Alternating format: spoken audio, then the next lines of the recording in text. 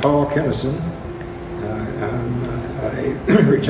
Right now I'm a retired architect in San Antonio. And I live about 3 blocks from the library.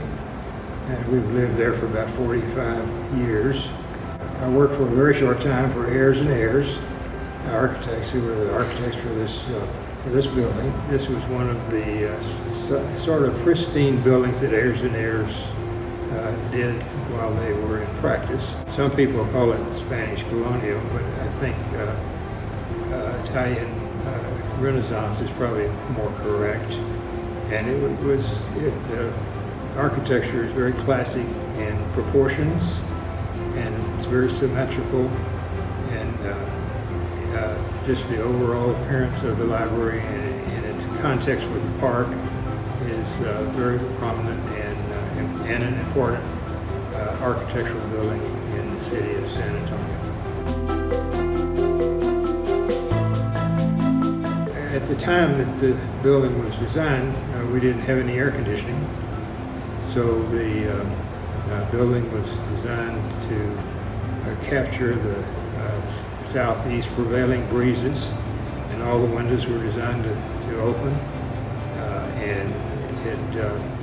and high ceilings were in vogue. It was a public building. It was designed as a library. They felt like that it was important to have architectural features on the inside as well as the outside that depicted the architecture of the building. We were hired by the city and the Conservation Society initially to replace the roof. At some point, the city decided to replace the tile roof with a composition roof, and then the Conservation Society recognized that and thought that it should go back to the original.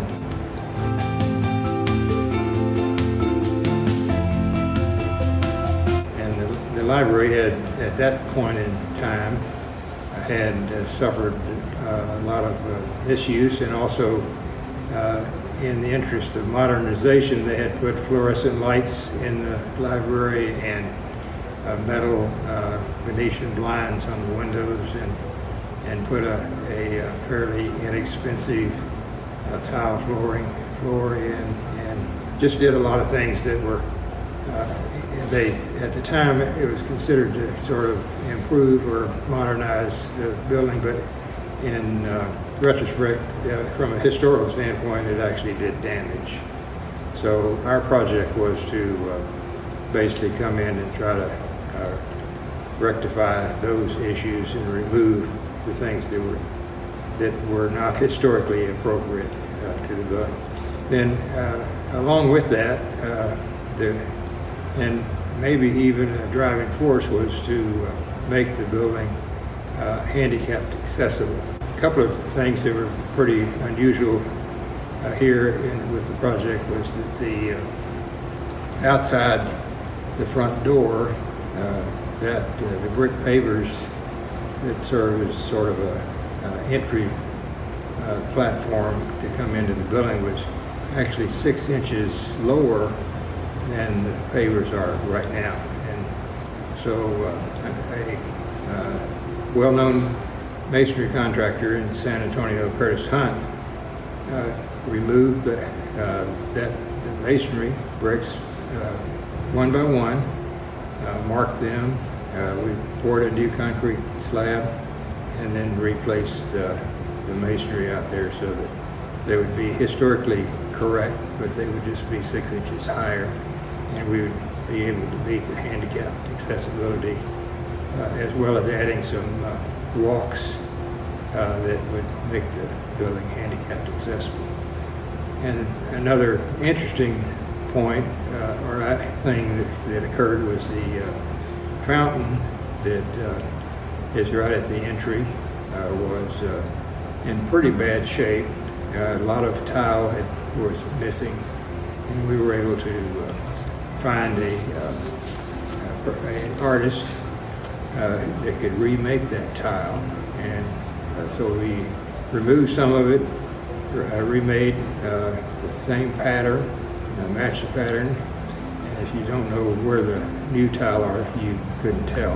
The lighting was another issue. The lighting is not exactly what was original, but we attempted to come up with something that was more appropriate to the time.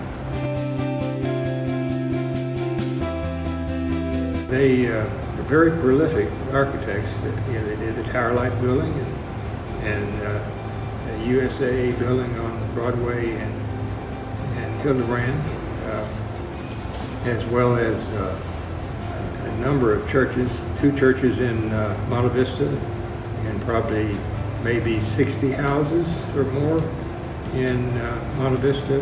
They did a lot of work in Texas and Oklahoma, very large, significant houses, and both Atlee and Robert traveled extensively, and they brought back a lot of ideas from those travels that they incorporated into their work. The scale and proportions and the symmetry of the elevations would have been something that architects would look at and also clients would look at, and then when they hired an architect, they'd say, "I like this building," and of course there's a lot of those buildings around, so that it was pretty easy for people to use the Ayres and Ayres work as examples.